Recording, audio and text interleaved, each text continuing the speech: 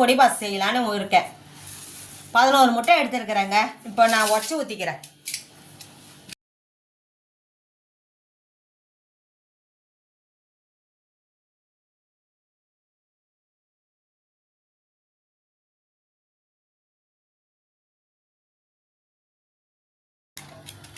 ஓடு இல்லாமல் ஊற்றிக்கோங்க.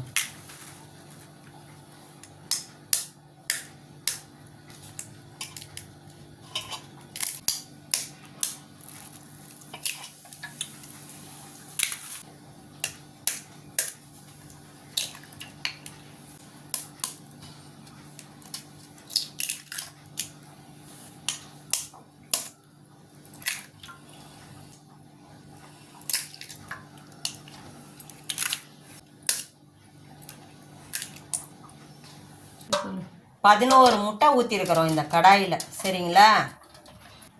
அரை கரண்டி சால்ட்டு போட்டுக்கலாம். கொஞ்சோண்டு மஞ்சாத்தூள் நீச்ச வாசனை வராமல் இருக்கிறதுக்காக. 1 டீஸ்பூனு மிளகுத்தூள், இன்னும் கொஞ்சோண்டு மிளகுத்தூள். நல்லா அடிச்சுக்கலாம். இப்படி கலந்தாச்சுங்க.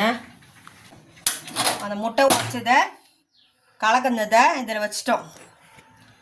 இப்போ 2 குழம்பு கண்டி எண்ணெய் ஊற்றிக்கலாம்.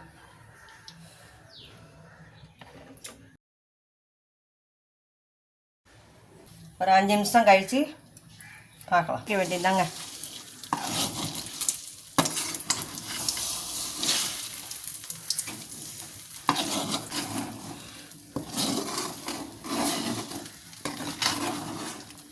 கலரினே இருக்கணும். அடி பிடிச்சிடும், விட்டுறாதீங்க. ஏன்னா குழந்தைங்களுக்கெல்லாம் சாப்பாடை போட்டு இதை பிசைந்து கொடுத்துடலாம். இப்போ காலையிலேருந்து ஹஸ்பண்டுக்கும் நீங்கள் சாப்பாடு கட்டி கொடுக்கணுன்னா இந்த முட்டை சாதமே கொடுத்துடலாம்.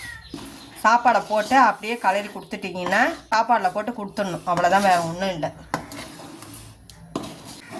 இப்படியே கலர வேண்டியதான்.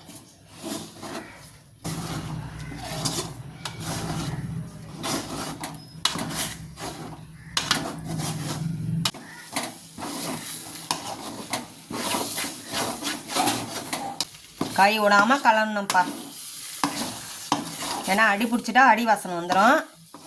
அடி பிடிக்காமல் புழுதுண்டா எப்படி இருக்குது பாருங்கள். இதே மாதிரி நீங்கள் செஞ்சு பார்த்துட்டு சொல்லுங்கள். சரிங்களா? நன்றி, வணக்கம்.